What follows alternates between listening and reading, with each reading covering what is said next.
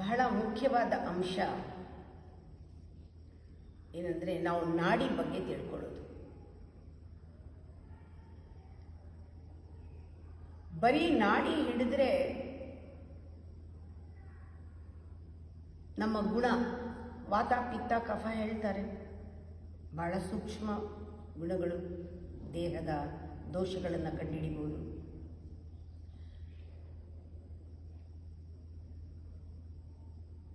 ಈ ನಾಡಿಗಳು ನಮ್ಮ ದೇಹದಲ್ಲಿ ಒಂದು ದೊಡ್ಡ ನೆಟ್ವರ್ಕ್ ಇದೆ, ಸಹಸ್ರಾರು ನಾಡಿಗಳಿದೆ. ಅದರಲ್ಲಿ 72,000 ನಾಡಿಗಳಲ್ಲಿ ಕರೆಂಟ್ ಥರ ಪ್ರಾಣಚಲನೆ ಆಗಿಬಿಟ್ರೆ ಈ ದೇಹ ಮುಕ್ತವಾಗತ್ತೆ, ಪುನಃ ದೇಹ ತಗೊಳ್ಳೋದು ಬೇಕಿಲ್ಲ. ಅಂದರೆ ಅಷ್ಟು ಪವಿತ್ರವಾಗತ್ತೆ, ಶುದ್ಧವಾಗತ್ತೆ, ಕ್ಲೀನ್ ಆಗತ್ತೆ, ಸತ್ವಭರಿತವಾಗತ್ತೆ. ಇದನ್ನೇ ಯೋಗಿಗಳು ಪರಮಧ್ಯೇಯವಾಗಿಟ್ಕೊಳ್ತಾರೆ. ಈ 72,000 ನಾಡಿಗಳನ್ನು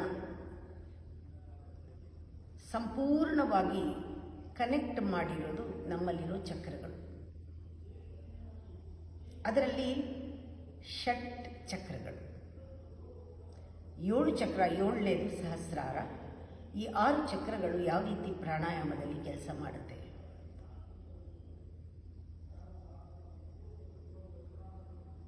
ಈ ಚಕ್ರ ಅಂದ ತಕ್ಷಣ ಇದು ಕಲ್ಪನೆ ಅಲ್ಲ, ಇದು ಫೀಲಿಂಗ್ನಲ್ಲಿ ನಮಗೆ ಗೊತ್ತಾಗತ್ತೆ. ಕೆಲವು ಪಾಯಿಂಟಲ್ಲಿ ನಮ್ಮ ದೇಹದಲ್ಲಿ ಹೆಚ್ಚು ಪ್ರಾಣ ನಾವು ಫೀಲ್ ಮಾಡ್ಬೋದು. ಥ್ರಾಬಿಂಗ್ ಸೆನ್ಸೇಷನ್, ವೈಬ್ರೇಷನ್ಸ್ ಎಲ್ಲ ಫೀಲ್ ಮಾಡೋ ಕೆಲವು ನಮ್ಮಲ್ಲಿ ಪೊಸಿಷನ್ಸ್ ಇದೆ, ಫೋಕಲ್ ಪಾಯಿಂಟ್ಸ್ ಇದೆ. ನಮ್ಮ ದೇಹ ಯಾವ ರೀತಿ ಯೋಗದಲ್ಲಿ ಸ್ಟಡಿ ಮಾಡಬೇಕಂದ್ರೆ ಕೆಲವು ಸತಿ 3 ಭಾಗ ಮಾಡಬೇಕಾಗತ್ತೆ. ಅಗ್ನಿಖಂಡ, ಸೂರ್ಯಖಂಡ, ಚಂದ್ರಖಂಡ ಅಂತ. ಕೆಲವು ಸತಿ ನಮ್ಮ ದೇಹನ 2 ಭಾಗ ಮಾಡಿ ನಾವು ಅಂಡರ್ಸ್ಟ್ಯಾಂಡ್ ಮಾಡ್ಕೊಳ್ಬೇಕಾಗತ್ತೆ. ಈ ನಾಡಿಯನ್ನು ತಿಳ್ಕೊಳ್ಬೇಕಾದ್ರೆ ನಮಗೆ ಗೊತ್ತಾಗಬೇಕು, ನಮ್ಮ ಬ್ರೈನ್ನಲ್ಲಿ ಎಡ ಮತ್ತು ಬಲಭಾಗದ ಒಂದು ಮೆದುಳನ್ನು ನಾವು right half, left hemisphere, right hemisphere ಅಂತ ಕರಿತೀವಿ. ಈ ಬಲಭಾಗದ ಮೆದುಳು ಇಡೀ ನಮ್ಮ ಎಡಭಾಗವನ್ನು ಕಂಟ್ರೋಲ್ ಮಾಡ್ತಾ ಇದೆ, ಎಡಭಾಗದ ಮೆದುಳು ನಮ್ಮ ಬಲಭಾಗವನ್ನು ಕಂಟ್ರೋಲ್ ಮಾಡ್ತಾ ಇದೆ. ಅದಕ್ಕೆ ನಾವು ಈ ಮೆದುಳನ್ನು, ಈ ಬುರುಡೆ, ಈ ಮೆದುಳನ್ನು ಭಾಳ ಕೇರ್ಫುಲ್ಲಾಗಿ ನೋಡ್ಕೊಳ್ಬೇಕು, ಹೆಲ್ಮೆಟ್ ಹಾಕೋಬೇಕು ಅಂತ ಯಾತಕ್ಕೆ ಹೇಳ್ತೀವಿ? ಇಲ್ಲಿ ಏಟು ಬಿದ್ದುಬಿಟ್ರೆ, ಇಂಜುರಿ ಆದರೆ ಇಡೀ ಎಡಭಾಗ ಸ್ವಾಧೀನ ಕಳ್ಕೊಳ್ತೀವಿ. ಇಲ್ಲಿ ಏಟು ಬಿದ್ದರೆ ಬಲಭಾಗ ಸ್ವಾಧೀನ ಕಳ್ಕೊಳ್ತೀವಿ. ಇಡೀ ಸೆಂಟ್ರಲ್ ನರ್ವಸ್ ಸಿಸ್ಟಮ್ ಕಂಪ್ಲೀಟ್ ಆಗಿ ಇಲ್ಲಿದೆ. ನಮ್ಮಲ್ಲಿ ಬರೀ ಆಬ್ಜೆಕ್ಟಿವ್ ಆಗಿ ನೋಡಿದ್ರೆ ಬ್ರೈನ್ನ ಈ ರೀತಿ, ಸ್ವಲ್ಪ ಇನ್ನೂ ಸೂಕ್ಷ್ಮವಾಗಿ ನೋಡಿದಾಗ ಬಲಮೆದುಳು ಕೆಲಸ ಮಾಡೋದ್ರಿಂದ ನಮಗೆ ಆಲೋಚನೆಗಳು, ಲಾಜಿಕಲ್ ಥಿಂಕಿಂಗ್, ಅನಾಲಿಟಿಕಲ್ ಥಿಂಕಿಂಗ್ ಇವೆಲ್ಲ ಜಾಸ್ತಿ ಇರುತ್ತೆ ಬಲಭಾಗದ ಮೆದುಳು. ಎಡಭಾಗದ ಮೆದುಳು ಕೆಲಸ ಮಾಡಿದಾಗ ಎಮೋಷನ್ಸ್ ಜಾಸ್ತಿ ಇರುತ್ತೆ, ಭಾವನೆಗಳು ಜಾಸ್ತಿ ಇರುತ್ತೆ, ಫೀಲಿಂಗ್ ಜಾಸ್ತಿ ಇರುತ್ತೆ. ಎರಡೂ ಸಮತೋಲನದಲ್ಲಿ ಕೆಲಸ ಮಾಡಿದಾಗ ಎಮೋಷನ್ ಆ್ಯಂಡ್ ಲಾಜಿಕ್ ಎರಡೂ ನಮ್ಮಲ್ಲಿ ಒಂದು ರೀತಿಯ ಜೀನಿಯಸ್ ಕ್ವಾಲಿಟಿ ಬರುತ್ತೆ. ಥಾಟ್ ಆ್ಯಂಡ್ ಎಮೋಷನ್ ಬ್ಯಾಲೆನ್ಸ್ ಆಗಿದೆ. ಕೆಲವು ಸತಿ ಕೆಲವರು ಬರೀ ಎಮೋಷನಲ್ ಆಗಿರ್ತಾರೆ, ಕೆಲವು ಸತಿ ಲಾಜಿಕಲ್ ಆಗಿ ಯೋಚನೆ ಮಾಡ್ತಾರೆ. ಅದರಿಂದ ಸ್ವಲ್ಪ ಏರುಪೇರು ಇರುತ್ತೆ ಅವರ ಒಂದು ಇಂಟೆನ್ಷನ್ನಲ್ಲಿ, ಥಾಟಲ್ಲಿ, ಮತ್ತು ಕೆಲಸ ಮಾಡೋದ್ರಲ್ಲಿ ಕೂಡ ಬದಲಾವಣೆಗಳು ಇರುತ್ತೆ.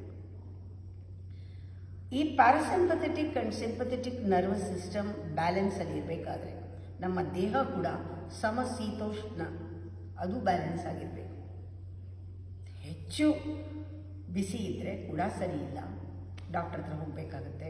ಜ್ವರ ಬಂದಿದೆ ಅಂತ ಹೇಳ್ತೀವಿ. ಹೆಚ್ಚು ತಣ್ಣಗಿದ್ರೂ ಕೂಡ ಡೇಂಜರು, ಡಾಕ್ಟರ್ ಹತ್ರ ಹೋಗಬೇಕು. ನಮಗೊಂದು ಸಮತೋಲನದ ಒಂದು ಟೆಂಪ್ರೇಚರ್ ಇದೆ. ಆ ಟೆಂಪ್ರೇಚರ್ ಮೇಂಟೈನ್ ಆಗೋದು ಕೂಡ, ಒಂದು ಬ್ಯಾಲೆನ್ಸಿನಲ್ಲಿ ಇರೋದು ಕೂಡ ಬಹಳ ಮುಖ್ಯ. ನಾವು ಸ್ವಸ್ಥವಾಗಿದ್ದೀವಿ ಅಂದರೆ ಅದಕ್ಕೊಂದು ಟೆಂಪ್ರೇಚರ್ ಇರುತ್ತೆ, ಸಮಶೀತೋಷ್ಣ, ಅದನ್ನು ಕಾಪಾಡಿಕೊಳ್ಳೋದು ಬಹಳ ಮುಖ್ಯ. ಪ್ರಾಣಾಯಾಮದಲ್ಲಿ ಆ ಬ್ಯಾಲೆನ್ಸಿಂಗ್ ತುಂಬ ಚೆನ್ನಾಗಿ ಬರುತ್ತೆ. ಏನು ಬ್ಯಾಲೆನ್ಸು? 2 ಬ್ರೈನ್ ಬ್ಯಾಲೆನ್ಸ್ ಮಾಡೋದು, ಮತ್ತು ನಮ್ಮ ಎರಡೂ ದೇಹದ ಭಾಗಗಳನ್ನು ಬ್ಯಾಲೆನ್ಸ್ ಮಾಡೋದು, ಸಮಶೀತೋಷ್ಣವನ್ನು ಕಾಪಾಡೋದು. ಈ ಎಡಗಡೆ ಭಾಗದಲ್ಲಿ ಒಂದು ದೊಡ್ಡ ಮೇನ್ ನಾಡಿ ಇದೆ, ಅದು ನಮ್ಮ ಸ್ಪೈನ್, ರೂಟ್ ಆಫ್ ದಿ ಸ್ಪೈನಿಂದ ಅದು ಗಂಟ್ಲವರೆಗೂ ಮತ್ತು ಹುಬ್ಬಿನವರೆಗೂ ಮೇಲೆ ಹೋಗುತ್ತೆ. ಆ ಒಂದು ನಾಡಿ ಇದನ್ನು ಇಲ್ಲಿವರೆಗೂ ತಗೊಂಡಾಗ ನಮಗೆ ಅದನ್ನು ಚಂದ್ರನಾಡಿ ಅಂತ ಕರೀತಾರೆ. ಇದರಿಂದ ನಮ್ಮ ಬಾಡಿ ಕೂಲ್ನೆಸ್ ಬರುತ್ತೆ, ತಂಪಾಗುತ್ತೆ. ಅದೇ ರೀತಿ ಬಲಗಡೆ ನಾಡಿ ಮೂಲಾಧಾರದಿಂದ ಸಹಸ್ರಾರದವರೆಗೂ, ಅಂದರೆ ನಮಗೆ ಗೊತ್ತಾಗೋದು ಈ ಗಂಟ್ಲವರೆಗೂ ಗೊತ್ತಾಗತ್ತೆ, ಹುಬ್ಬಿನವರೆಗೂ ಗೊತ್ತಾಗತ್ತೆ. ಅದು ಎಕ್ಸ್ಪೀರಿಯನ್ಸ್ನಲ್ಲಿ ಈ ನಾಡಿಯನ್ನು ಸೂರ್ಯನಾಡಿ ಅಂತ ಹೇಳ್ತಾರೆ. ಸೂರ್ಯನಾಡಿಯಿಂದ ನಮಗೆ ಬಾಡಿಗೆ ಒಂದು ತಾಪ ಇದೆ, ಹೀಟ್ ಇದೆ, ಪಚನ ಶಕ್ತಿಯೂ ಕೂಡ ಅದರಿಂದನೇ ಆಗ್ತಾ ಇದೆ. ಈ ಸೂರ್ಯನಾಡಿ, ಚಂದ್ರನಾಡಿ ಇದೆರಡೂ ಕೂಡ ಬ್ಯಾಲೆನ್ಸ್ ಆಗಿರ್ಬೇಕು ಯಾವಾಗಲೂ. ಇದೆರಡನ್ನೂ ಬ್ಯಾಲೆನ್ಸ್ ಮಾಡೋದು ಮಧ್ಯದಲ್ಲಿ ಒಂದು ಫೋರ್ಸ್ ಇದೆ, ಇದು ಬಹಳ ಅತಿ ಸೂಕ್ಷ್ಮವಾದದ್ದು. ಇದು ಗಂಗಾ ಯಮುನಾ ಅಂದರೆ ಇದು ಅಂತರ್ಗಾಮಿನಿ, ಗುಪ್ತಗಾಮಿನಿ ಸರಸ್ವತಿ ನದಿ ಹಾಗೆ ಅದು ಕಣ್ಣು ಕಾಣದೆ ಅಂತರಂಗದಲ್ಲಿ ಹರಿಯೋದು ನದಿ ಹಾಗೆ ಇದೆ. ಇದನ್ನು ಸುಷುಮ್ನಾ ನಾಡಿ ಅಂತ ಹೇಳ್ತಾರೆ. ಇದು ಅಗ್ನಿ ನಾಡಿ. ಈ ಅಗ್ನಿ ನಾಡಿಯ ಪ್ರಚೋದನೆ, ಅಗ್ನಿ ನಾಡಿಯ ಒಂದು ವಿಚಾರ ಬಹಳ ಡೀಟೇಲ್ ಆಗಿ ನೆಕ್ಸ್ಟ್ ಟೈಮ್ ಹೇಳ್ತೀನಿ.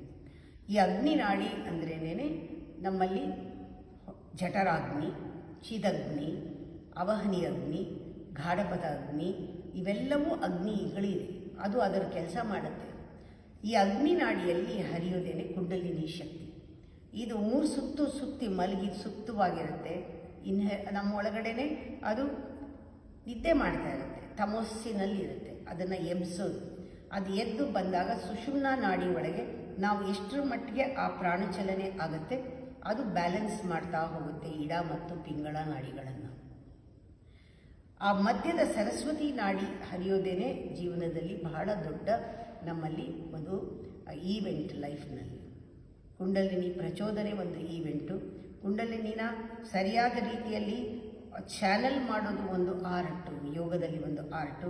ಅದು ಚಾನಲ್ ಮಾಡಿದಾಗ ಆ ಸಾಧನೆಯನ್ನು ಮಾಡೋದಿದೆಯಲ್ಲ, ಅದು ಯೋಗ ಸಾಧನೆಯಲ್ಲಿ ಬಹಳ ಒಂದು ದೊಡ್ಡ ಒಂದು ಸಿದ್ಧಿ ಅಂತಲೇ ಹೇಳಬೇಕು. ಆ ರೀತಿ ಇದನ್ನು ಬಹಳ ಸುಲಭವಾಗಿ ಗಾಯತ್ರಿ ಮಂತ್ರದಲ್ಲಿ ಹೇಳ್ತಾರೆ. ಈ ಚಂದ್ರನಾಡಿ, ಸೂರ್ಯನಾಡಿ ತನ್ನಷ್ಟಕ್ಕೆ ತಾನೇ ಬ್ಯಾಲೆನ್ಸ್ ಆಗೋ ಟೈಮು 3, ಅದು ಸಂಧ್ಯಾಕಾಲ. ಅದರಿಂದ ಆ ಟೈಮನ್ನು ಉಪಯೋಗಿಸ್ಕೊಳ್ಳಿ, ಪ್ರಾಣಾಯಾಮ ಮಾಡಿ. ಗಾಯತ್ರಿ, ಪ್ರಾಣದಾತೆ ಗಾಯತ್ರಿ ಮಂತ್ರವನ್ನು ಹೇಳ್ತಾ ಪ್ರಾಣಾಯಾಮ ಮಾಡಿದಾಗ ಶಬ್ದಸ್ಪರ್ಶ ರೂಪ ರಸಗಂಧಗಳನ್ನು ನಾವು ಸಂಪೂರ್ಣ ನಮ್ಮ ಕಂಟ್ರೋಲ್ನಲ್ಲಿ ಇಟ್ಕೊಳ್ಬೋದು. ನಾಡಿ ಚೆನ್ನಾಗಿ ಬಡಿಬೇಕು, ಆಗಲೇ ನೀನು ಆ ಒಳ್ಳೆ ಬೆಳಕನ್ನು ನೋಡೋಕ್ಕೆ ಸಾಧ್ಯ. ನಾಡಿ ಚೆನ್ನಾಗಿ ಬಡಿದ್ರೆ ಒಳ್ಳೆ ಸುವಾಸನೆ ಬರೋದಕ್ಕೆ ಸಾಧ್ಯ, ನಿನಗೆ ಎಂಜಾಯ್ ಮಾಡೋದಕ್ಕೆ ಸಾಧ್ಯ. ನಾಡಿ ಚೆನ್ನಾಗಿ ಬಡಿದ್ರೆ ಸುಶ್ರಾವ್ಯವಾದ ಸಂಗೀತ ಕೇಳೋಕ್ಕೆ ಸಾಧ್ಯ. ಹೊರಗಡೆಯೂ ಅಷ್ಟೇ, ಶಬ್ದಸ್ಪರ್ಶ ರೂಪಗಳಿಂದ ನಾವು ಯಾವ ರೀತಿ ಎಂಜಾಯ್ ಮಾಡ್ತೀವಿ, ಊಟ ಮಾಡುವಾಗ, ತಿಂಡಿ ತಿನ್ನುವಾಗ ರುಚಿಗಳನ್ನು ಎಂಜಾಯ್ ಮಾಡ್ತೀವಿ, ರಸ, ಆ ರೀತಿಯು ನಮ್ಮ ಒಳಗಡೆಯೂ ಕೂಡ ಇದು ರಿಫೈನ್ ಮಾಡಿದ್ರೆ ಸೆನ್ಸಸ್ಸು ಪ್ರಾಣಾಯಾಮ ಮಾಡಿ ಒಳಗಡೆ ಬೆಳಕನ್ನು ನೋಡ್ಬೋದು. ಇನ್ನರ್ ಆ ಸುವಾಸನೆ ಒಳಗಡೆ ಏನಿದೆ ಅದನ್ನು ಆನಂದವನ್ನು, ಫ್ರ್ಯಾಗ್ರೆನ್ಸ್ನ ಅನುಭವಿಸ್ಬೋದು. ಒಳಗಡೆ ನಮ್ಮ ಒಳಗಡೆ ಒಂದು ಅಮೃತವಾದ ಒಂದು ರುಚಿಯನ್ನು ಪಡ್ಕೋಬೋದು. ಒಳಗಡೆ ಓಂಕಾರ ನಾದವನ್ನು ಕೇಳ್ಬೋದು. ಪಂಚ ಇಂದ್ರಿಯಗಳು ಒಳಗಡೆ ಶಬ್ದಸ್ಪರ್ಶ ರೂಪ ಗಂಧಗಳಿಂದ ನಮಗೆ ಎಂಜಾಯ್ ಮಾಡೋ ಹಾಗೆ ಮಾಡುತ್ತೆ. ರಿಫೈನ್ ಮಾಡಿ ಸೆನ್ಸಸ್ನೆಲ್ಲ ಗಾಯತ್ರಿ ಮಂತ್ರದಿಂದ ಅದು ಸಾಧ್ಯ. ಗಾಯತ್ರಿ ಮಂತ್ರ ತಗೊಂಡು ಸುಖ ಪ್ರಾಣಾಯಾಮವನ್ನು ಮಾಡಿ ಅಂತ ಹೇಳಿ ಗೂಗಲ್ಲಿ ಹೇಳ್ತಾರೆ. ಇದು ಎಡ ಮತ್ತು ಬಲ ಈ ಹೊಳ್ಳೆಗಳಿಂದ ಉಸಿರಾಡೋದು. ಇದನ್ನು ನಾಳೆ ಎಕ್ಸ್ಪ್ಲೈನ್ ಮಾಡಿ ಹೇಳ್ತೀನಿ.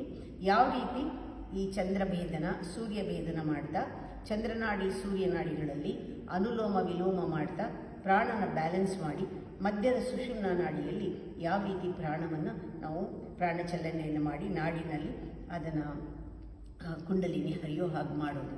ಇದು ತುಂಬ ಇಂಟ್ರೆಸ್ಟಿಂಗ್ ಟಾಪಿಕ್. ಇದನ್ನು ನಿಧಾನವಾಗಿ ಹೇಳಿದ್ರೆ ಅರ್ಥ ಆಗುತ್ತೆ. ನಾಳೆ ನಿಮಗೆ ಇದನ್ನು ಮುಂದುವರಿಸಿ ಇದ್ರ ಬಗ್ಗೆ ಹೇಳ್ತೀನಿ.